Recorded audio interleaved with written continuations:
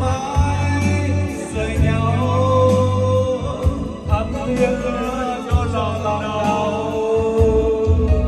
Ôi nợ duyên gió mưa phai nhòa, một chiều buồn trở về chốn này. Người ta đâu thầm thầm buồn niềm đau chôn giấu. Never fall in love, càng quên gì mang xưa đầy ai ai mà mong mơ cố gắng đừng tiếc mơ.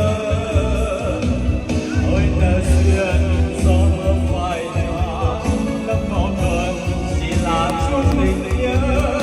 Ta nhắc đến mỗi khi yêu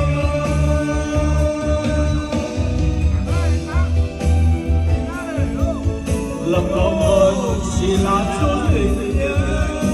Ta nhắc đến